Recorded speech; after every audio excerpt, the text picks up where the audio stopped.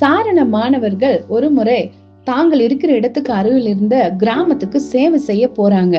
அப்போ அவங்க அங்க இருக்கிற தண்டவாளத்தை கடந்து போகணும்.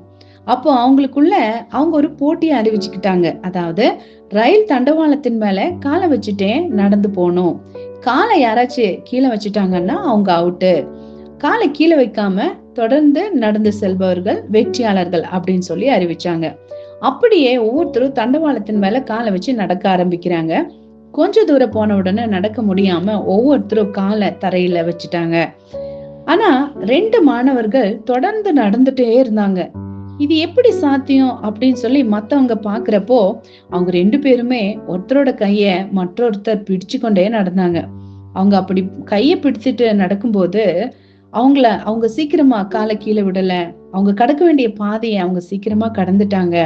ஆமாங்க, இன்னைக்கு எங்க பார்த்தாலும் போட்டி, பொறாமை, ஒருமன ஆவிய நம்ம எங்கேயும் பார்க்கவே முடியல. ஒற்றுமைங்கிற வார்த்தைக்கே இடம் இல்லாம போயிடுச்சு.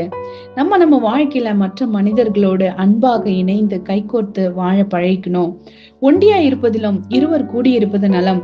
அவர்களுடைய பிரயாசத்தினால் அவர்களுக்கு நல்ல பலன் உண்டாகும். ஒருவன் விழுந்தால் அவன் உடனாளி அவனை தூக்கி விடுவான். ஒண்டியா இருந்து விழுகிறவனுக்கு ஐயோ, அவனை தூக்கி விட துணை இல்லையே அப்படின்னு சொல்லி வேதத்துல பிரசங்கி புஸ்தகத்துல எழுதப்பட்டிருக்குது. ஒன்று கூடி வாழும்போது கூடி நன்மை உண்டு அப்படின்னு சொல்லி உலகத்துல இருக்கிற மக்களும் சொல்றாங்க. கூடி வாழ்ந்தால் கூடி நன்மைன்னு சொல்லி. ஆமாங்க, அன்பாக ஒன்றாக இணைந்து வாழும்போது அதனோட பலம் அதிகம்.